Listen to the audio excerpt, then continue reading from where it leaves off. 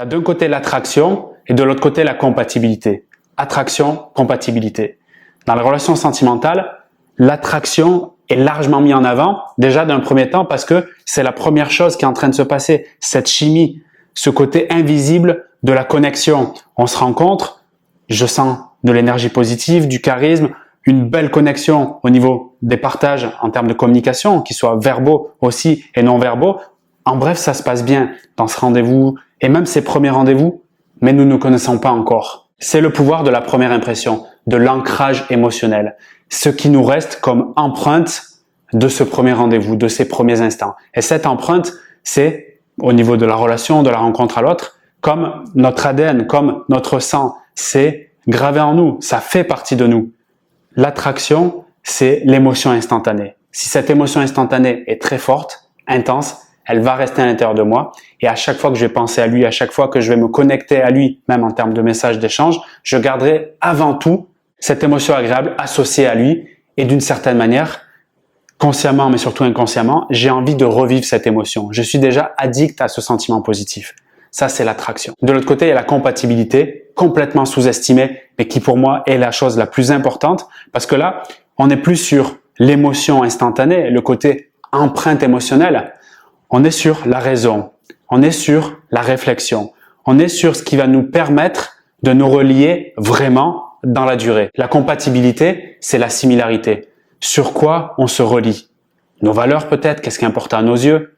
La vision du monde, la vision de la relation. Nos personnalités, sont-elles compatibles? Est-ce qu'ensemble on grandit ou est-ce qu'ensemble on se fait diminuer?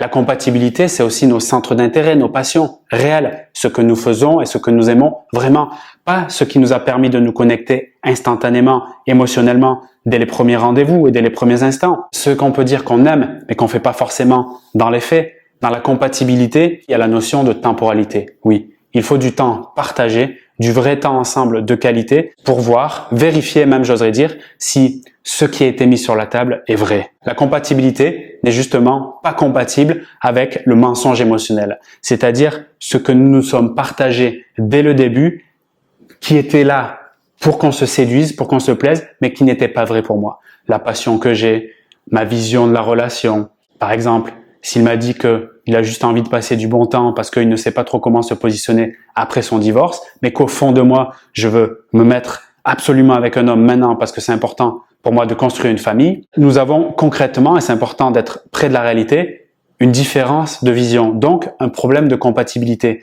Mais pour l'attraction, je vais mettre de côté ou renier complètement cette différence-là qui va marcher les premiers soirs, les premiers instants, mais dans la durée, si les visions sont encore plus solidifiées par notre parcours de vie, la vision de relations sérieuses et je veux passer du bon temps, le temps passant et les échanges ensemble se multipliant, nous montrerons à quel point la compatibilité ne peut pas être mise de côté. C'est-à-dire que je n'aurai pas une connexion profonde et une relation engagée avec cet homme uniquement avec la puissance de l'attraction, c'est-à-dire l'émotion des premiers instants. C'est ça qui différencie vraiment l'attraction de la compatibilité, le courage d'être soi maintenant et sur la durée.